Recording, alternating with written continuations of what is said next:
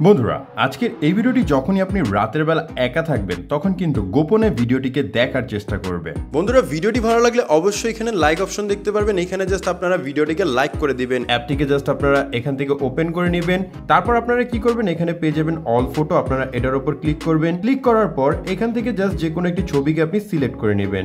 ছবিটিকে সিলেক্ট করার পর আপনি একটু নিচের দিকে আসবেন।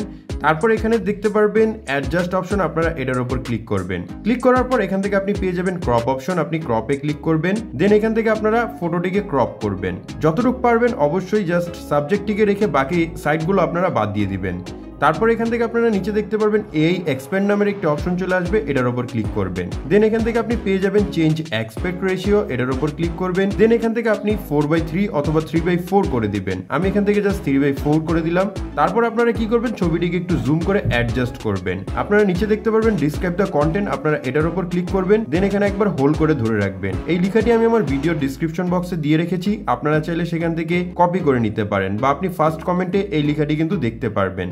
তারপর এখান থেকে আপনি কি করবেন, অ্যালাউতে ক্লিক করবেন। দেন এখানে আপনি জেনারেটে ক্লিক করে নেবেন। বন্ধুরা এখানে খুবই চমৎকারভাবে কিন্তু দেখতে পাচ্ছেন আপনার ছবিটি এখান থেকে এডিট হয়ে গেল। মিডলের ছবিটি আমার কাছে খুবই সুন্দর মনে হয়েছে, আমি এটাকে সিলেক্ট করে নিলাম। তারপর আমি এখান থেকে অ্যাপ্লাইতে ক্লিক করব।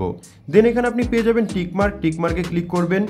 তো অরিজিনাল ফটোটি আপনারা যদি এখান থেকে দেখেন তাহলে এরকম দেখাচ্ছে, এবং এডিট করার পর ফটোটি কিন্তু আপনি এরকম দেখতে পাচ্ছেন। তো এখন কথা হচ্ছে এই ফটোটিকে কি আমরা সেভ করব। সেভ করার জন্য সিম্পলি আমরা এক্সপোর্টে ক্লিক করে দিব, তাহলে কিন্তু আমরা এই ফটোটিকে এখন গ্যালারি থেকে দেখতে পারবো। তো এখন কথা হচ্ছে কিভাবে আপনি এই ফটোটিকে